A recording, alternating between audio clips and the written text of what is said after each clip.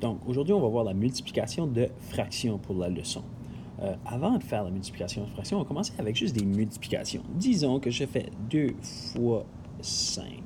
Qu'est-ce que ça veut dire? Ben, techniquement, qu'est-ce que ça veut dire? C'est que j'ai deux groupes de 5 jetons.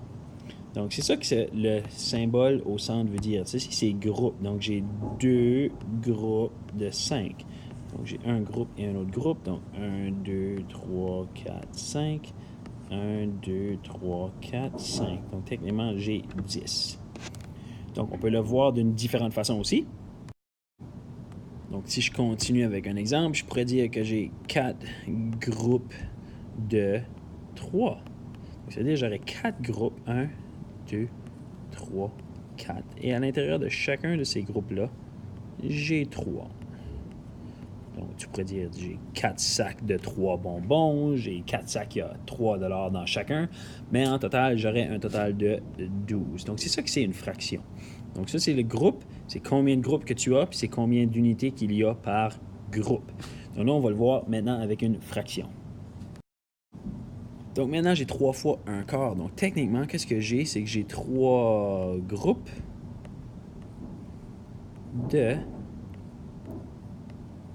un quart chacun. Donc, un quart ici, un quart là et un quart là. Donc, on connaît encore combien de groupes qu'on a. Là, c'est ça, c'est 3 groupes, puis là, de un quart chacun. Donc, j'ai un quart, deux quarts, trois quarts. Donc, la réponse, c'est 3 quarts. Donc, le nombre en bas, notre dénominateur ne change pas parce qu'il y a 4 morceaux dans chacune de mes fractions suivantes. Donc, on va voir un différent exemple. Donc, pour la prochaine, j'ai maintenant 4 fois 2 tiers. Donc, j'ai 4 groupes de 2 tiers. Donc, il faut diviser chacun en 3 morceaux. Ils devraient être égaux. Et puis là, j'ai un morceau là et 2 morceaux là. Donc, ça, c'est 1 fois 2 tiers. J'ai un autre morceau là et un autre morceau là. Ça, c'est un autre fois 2 tiers. Un autre morceau là et un autre morceau là, c'est un autre 2 tiers. Et un autre morceau là et un autre morceau là, c'est un autre 2 tiers. Donc, techniquement, j'ai combien de tiers? J'en ai 2, 4, 6 et 8. Donc, j'ai 8 tiers. Ou, mais j'en ai combien de pleins? C'est-à-dire 3 va commencer souvent dans 8. Il va 2 fois et il en reste 2 sur 3. Donc, et voilà.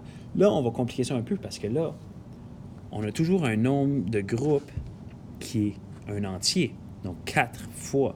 Et là, on va virer ça en avant et on va faire une fraction avec. Donc maintenant, on va virer ça à l'envers. On a maintenant la fraction en avant et l'entier en arrière. Puis là, d'habitude, j'aurais un nombre entier ici. J'aurais, disons, 2 groupes de 4, ou 3 groupes de 4, ou 5 groupes de 4. Mais là, je n'ai pas un nombre. J'ai 2 tiers d'un groupe.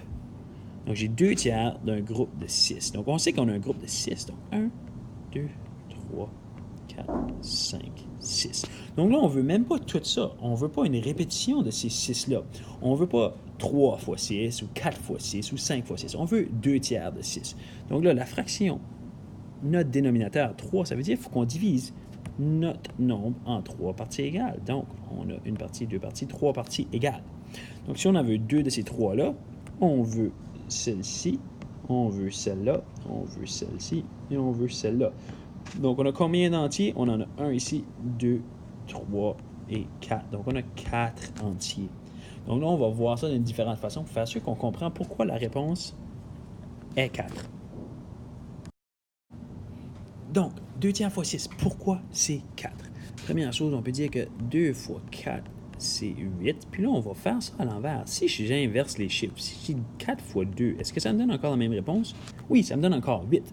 Donc, on devrait avoir la même réponse si je tourne ma multiplication ici de l'autre sens. Donc, on va dire qu'on a 6 groupes de 2 tiers. Puis là, ça devrait nous donner 4 comme réponse. Donc, on va vérifier si ça nous donne 4. On va commencer par faire une fraction, 2 fractions, 3, 4. Oh, ils ne sont pas vraiment égales. 5 et 6. Donc là, alors que c'est des tiers, il faut les couper en 3 chacune. Et puis là, on va les remplir chacun. Donc, on a 1, 2 tiers ici, on a 1 et 2 tiers là, 1 et 2 tiers ici, on a encore 2 tiers ici, et on a 2 tiers ici. Donc, on a combien de tiers à la fin de tout ça? On en a 2, 4, 6, 8, 10 et 12. Donc, on a 12 tiers. Ou, 3 va commencer souvent dans 12, il va 4 fois. Donc, on a 4 entiers, on en a 4 pleins. Donc, on peut voir la relation entre les deux. Je vais en faire un autre exemple.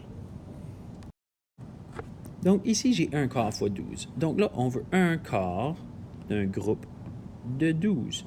Donc là, on a 1, 2, 3, 4, 5, 6, 7, 8, 9, 10, 11, 12. Donc là, on ne veut pas faire 2 fois 12, on peut pas faire 3 fois 12, 4 fois 12. On sait déjà ce que ça fait. Si je te dirais qu'on fait 1 fois 12, tu sais que 1 fois 12, ça donnerait 12. Si 2 fois 12, ben 2 fois 12, ça donnerait 24.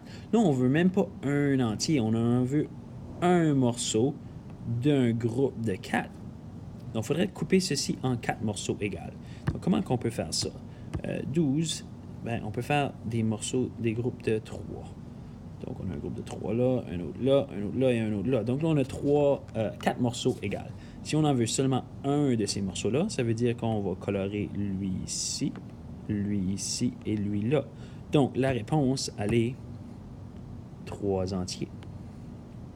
Et voilà, pas plus compliqué que ça. On va en faire un dernier. Et donc, le dernier, on veut 2 cinquièmes d'un groupe de 10. Donc, on ne veut pas 1 fois 10, parce que ça serait 10. On en veut encore moins que ça. Donc, on va commencer par faire nos 10 jetons, nos pizzas, n'importe quoi. On va en faire 10.